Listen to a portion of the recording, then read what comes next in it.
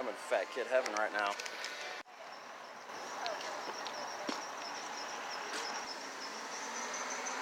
This is definitely the nicest day we've had of the year,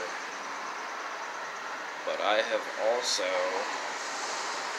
ate and drank myself stupid while representing my work at Bacon Fest. I have an engagement this evening, a friend's birthday party, which I very much intend to be a part of, but I also really need a nap. But to do that would nearly be a sin. And I'm back. So all that previous footage is all from Saturday. It's now Wednesday. I just got home from work, sat down with a pipe and a Pabst. Yeah. So in case you couldn't tell, I was hammered like a broken shingle by the end of Bacon Fest. It was a really good time though.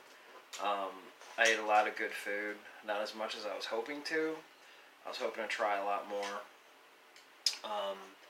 But I tried a really good bacon chorizo tostada. That oyster looked really appealing. I was really excited to see him shucking fresh oysters on site. But they threw a bunch of like bacon and onion, and I think there was some blanched potato in there too, and it totally killed the flavor of the oyster. I was very popular with the beer vendors.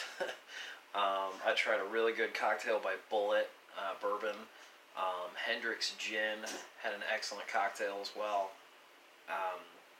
Just a hell of a good time. And by the time I got home, I laid down for a nap. And I did end up going to the girlfriend's roommate's birthday.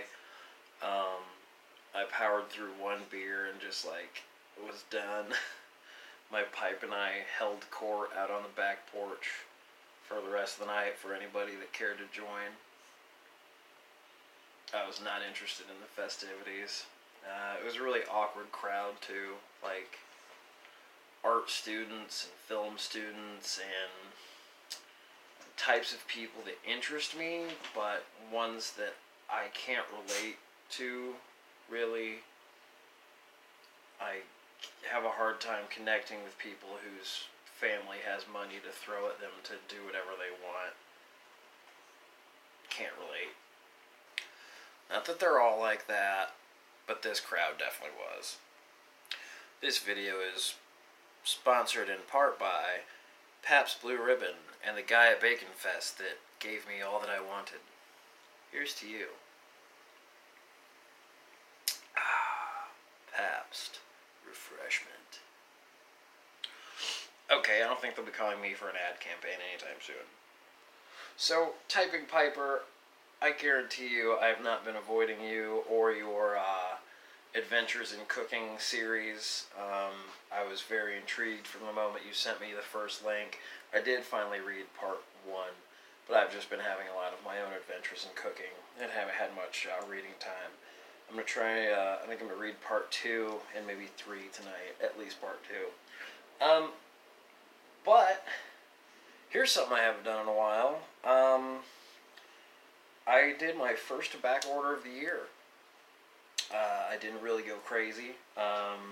Pipes and Cigars was having a stock-up sale. They had a bunch of stuff on discount, so I grabbed a few tins of some stuff to try. I got some old favorites.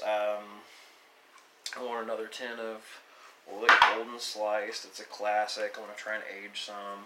Of course, my favorite is Scudo. Also trying to age some.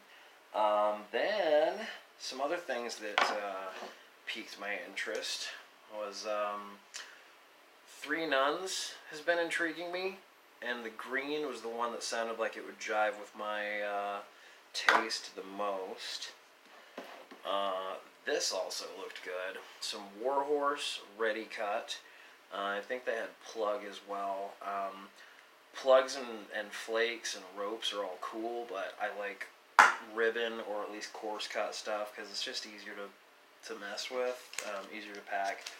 Some St. Bruno Ready Rubbed. That looked interesting. And, another favorite.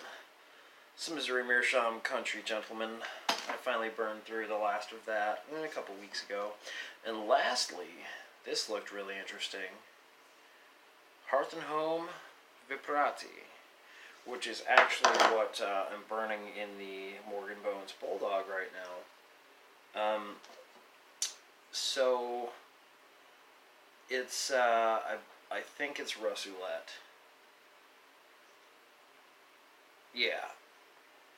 It is actually his homage to Escudo, and that sounded really interesting. This I will definitely do a full-on review, because I like it. I smoked about 3 bowls of it yesterday, trying to figure it out. And it's not just a vapor, it's got some Kentucky and Cavendish in it, actually. I thought that was kind of intriguing. Took me a little while to figure it out, but after about 4-ish bowls now, I've got a pretty good handle of it. Duncan has something to add. Yes? Duncan, what are your thoughts on my most recent tobacco purchase?